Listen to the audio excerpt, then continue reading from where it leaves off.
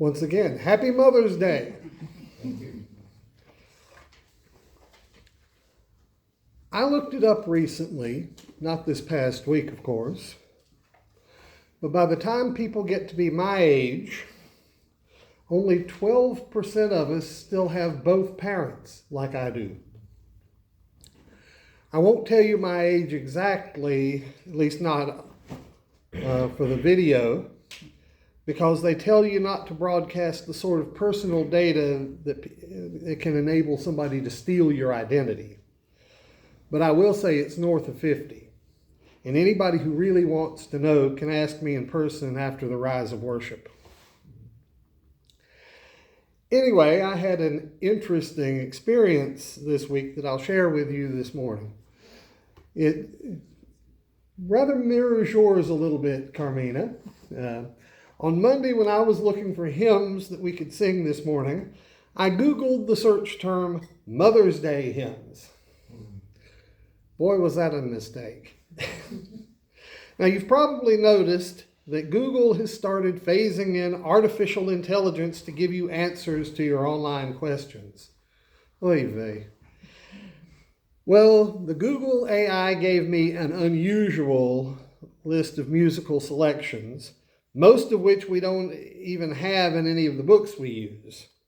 And of the few that were left, most were either inappropriate because they talked about God as Father or they were about Christmas.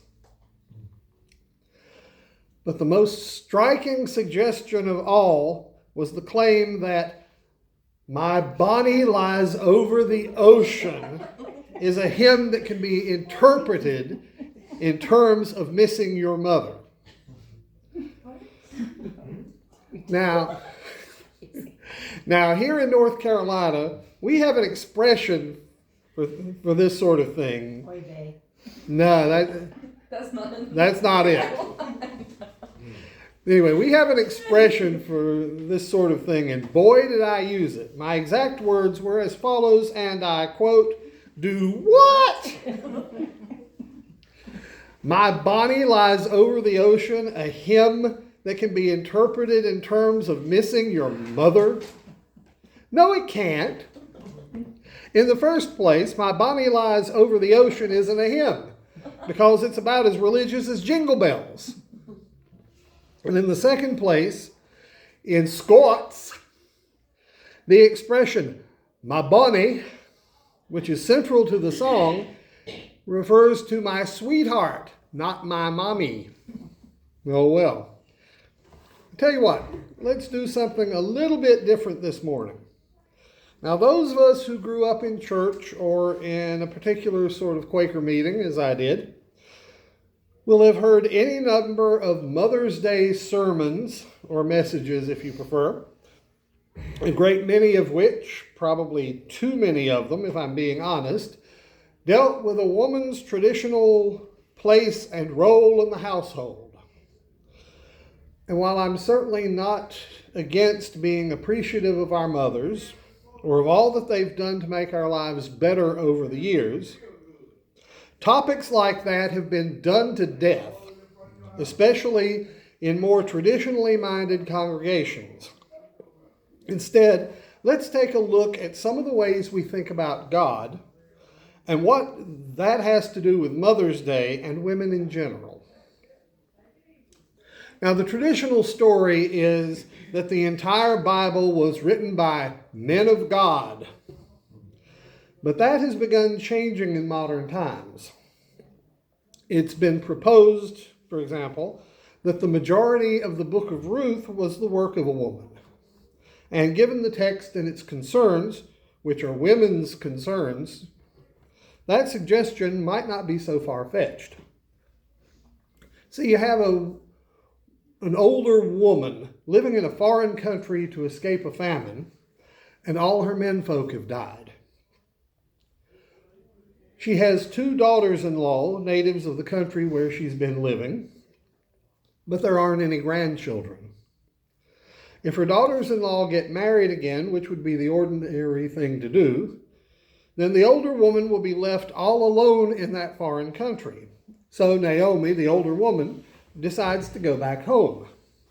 She tries to release her daughters-in-law from their loyalty or any sense of obligation to her so they can get on with their lives and be free to find other husbands.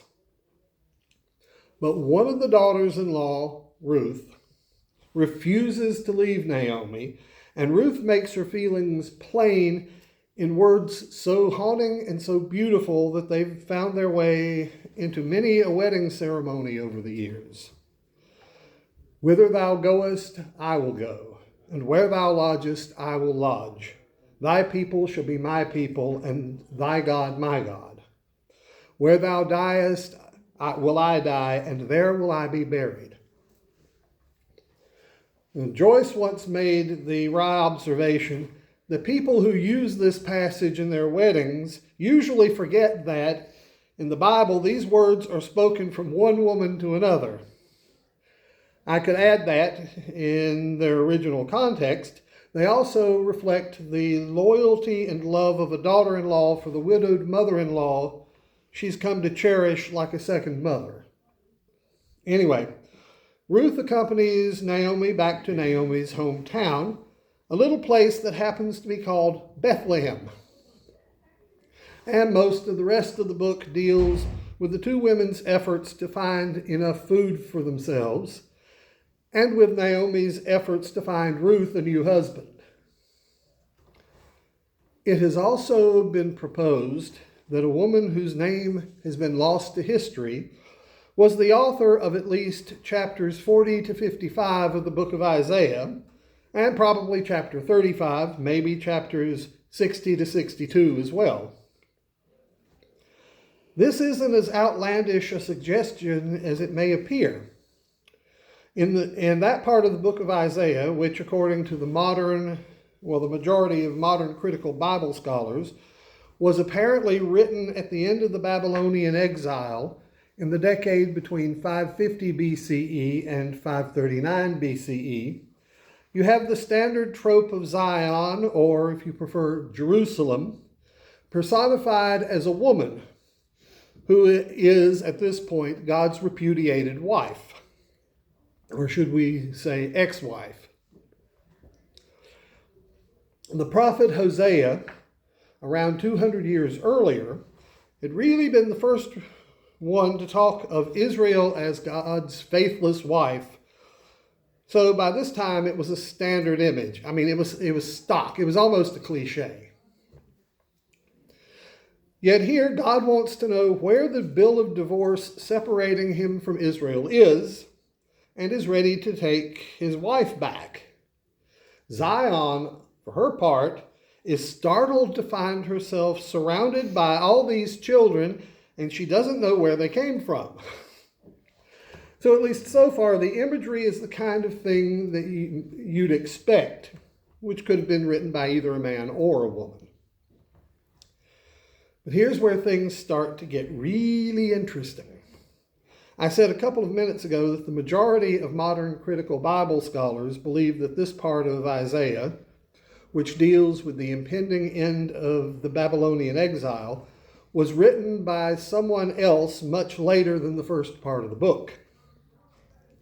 They're also of the opinion that the second anonymous writer's call to be a prophet is described in the opening verses of chapter 40. Then in verses 9 and 10 of chapter 40, we read these words. Get you up to a high mountain, O Zion, herald of good tidings. Lift up your voice with strength, O Jerusalem, herald of good tidings. Lift it up, fear not. Say to the cities of Judah, behold your God. Or at least, that's what we read in the main text of the Revised Standard Version and quite a number of other English translations. However, things aren't quite so cut and dried. The word translated as herald in the RSV is actually feminine in gender. And it isn't altogether clear in the original Hebrew text whether the personified Zion or Jerusalem is the herald of or the recipient of the good tidings. In fact, The first two ancient translations of the book of Isaiah, the Greek Septuagint and the Latin Vulgate, interpreted Jerusalem as the recipient of the news, not the herald. The Jewish Publication Society's modern English translation of what we Christians call the Old Testament, which was completed just before I graduated from Guilford back in the 1980s, takes the same view, and so do the New English Bible, the New International Version, and the Catholic New Jerusalem Bible. For that matter, so does that wonderful passage in Handel's Messiah. O thou that tellest good tidings to Zion, get thee up into the high mountain. O thou that tellest good tidings to Zion, get thee up into the high mountain. Get thee up into the high mountain.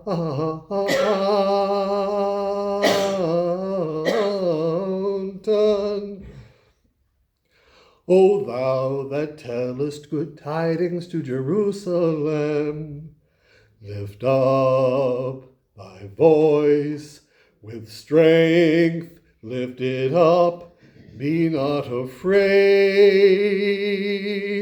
Say unto the cities of Judah, say unto the cities of Judah, behold your God, behold your God.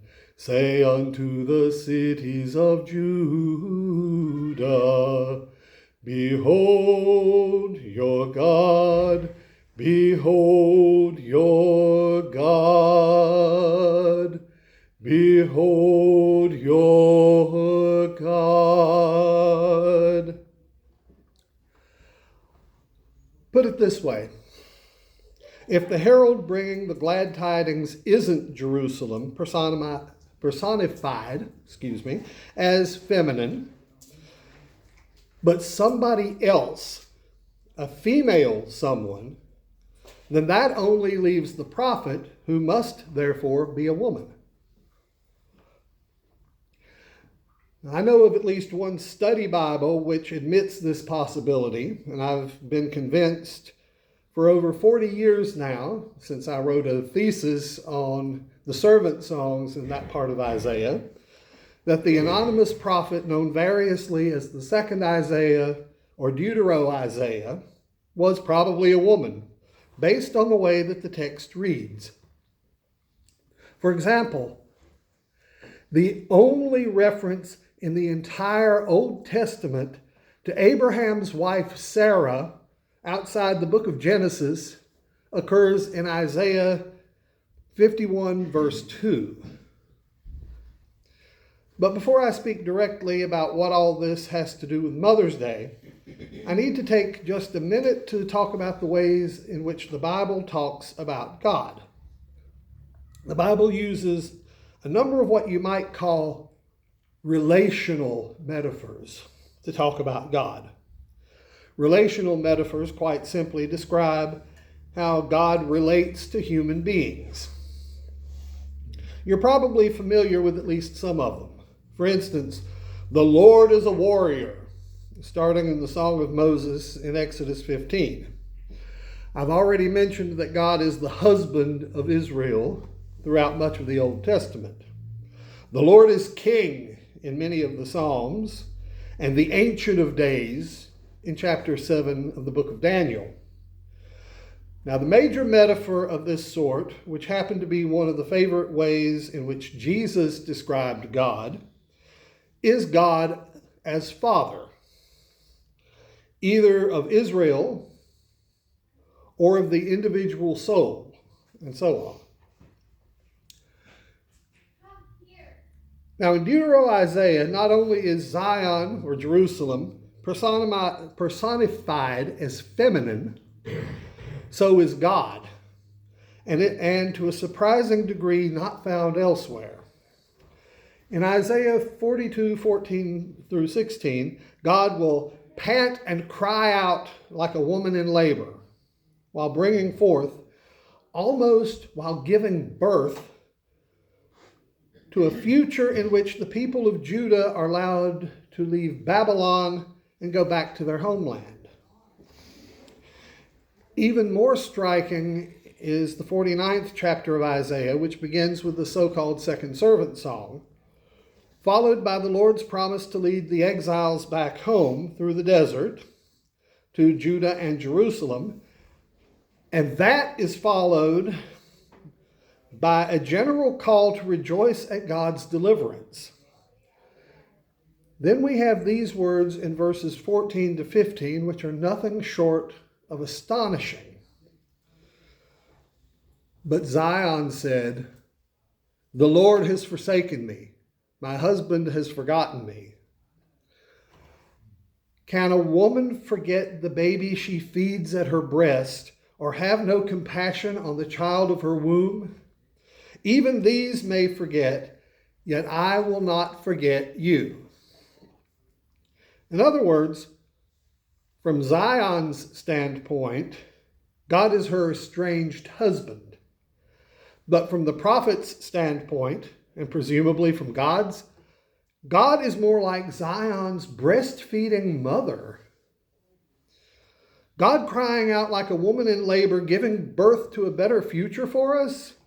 God holding us close enough to be like our breastfeeding mother. Sure, a man could have thought of these things, but a woman would get there a lot faster. Now, I know that trying to discern the gender of a long-dead anonymous author is an exercise fraught with peril at every step. But that just sounds like a woman to me. In the same way, the anonymous author of Sir Gawain and the Green Knight in 14th century England sounds more like a man to me, because whoever it was wrote fairly detailed descriptions of the hunt and how you dress the venison or the boar meat after you've killed the animal. Questions of the authorship of that part of Isaiah aside, we still have those startling images of God to deal with. We're just not accustomed to thinking of God in such ways. Now, are we? If we think of God's love for us as being like the love of a mother for the baby she's breastfeeding, only more intense, that's very comforting. But it's also very humbling. If God is like a mother feeding her baby, then we are like that baby. Which means that maybe, just maybe, we aren't as advanced spiritually as we like to think we are. Not only that, if we start thinking of our mothers at their best as reflecting God every bit as much as our fathers at their best, perhaps it will make it harder for us to take our mothers, and by extension, at least for us guys, all women, for granted. And in my opinion, and I certainly hope that it's your opinion as well, such a greater appreciation of what these other individuals have done for us is never a bad thing. So again, I say, Happy Mother's Day.